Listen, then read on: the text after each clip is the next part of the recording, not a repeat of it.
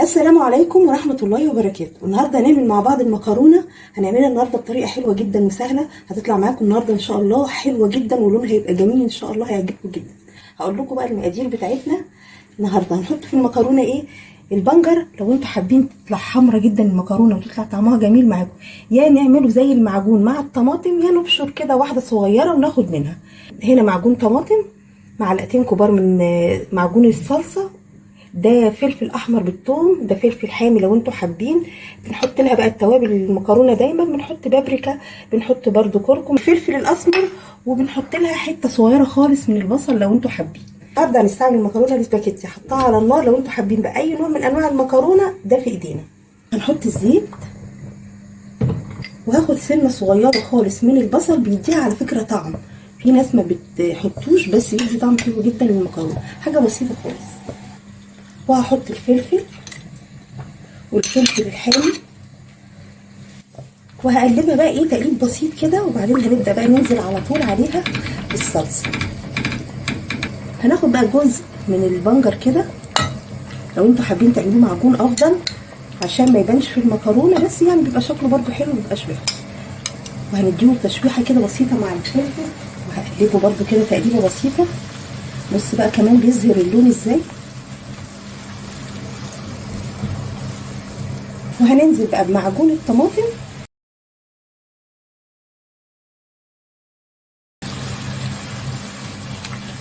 هنحط بقى معجون الطماطم وهقلب. بصوا اللون بقى احمر ازاي.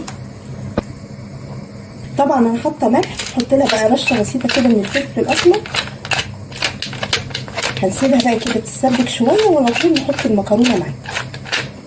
شايفين بقى الصلصه بتاعت الطماطم بتاعتنا؟ على فكره الصلصه دي ممكن تاخدوها تحط في بطرمان ونشتغل بيها، تتحط فوق المكرونه، اي حاجه حابين نضيف لها معلقه من الصلصه كده، بتدي طعم حلو جدا. تفضل فتره، نحط لها شويه من الزيت على الوش، وتفضل فتره في التلاجة. هنحط بقى المكرونه على طول.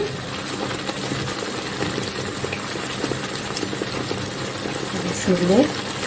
المفروض بقى اقفل عليها خلاص، على طول ننزل بقى بالمكرونه بتاعتنا.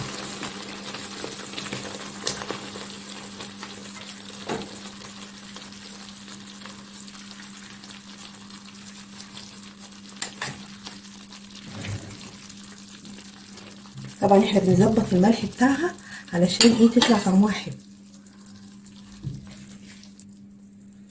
هنقلبها بقى وهوريكم بقى احلى مكرونه ممكن تعملوها. بصوا الجمال. شايفين كمان البنجر ولا باين ولا اي حاجه.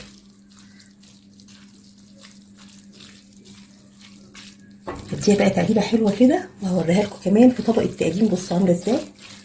اسهل واحلى طريقه لعمل المكرونه، اي نوع مكرونه عندنا ممكن نعمله.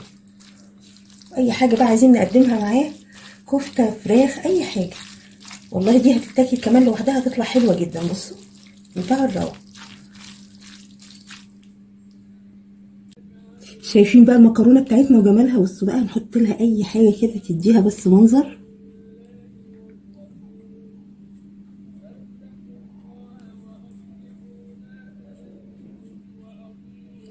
ايه رايكم في الطريقه النهارده بتاعتي بقى؟ عمايل المكرونه طريقه سهله جدا بسيطه. بصوا لونها بيبقى حلو ازاي.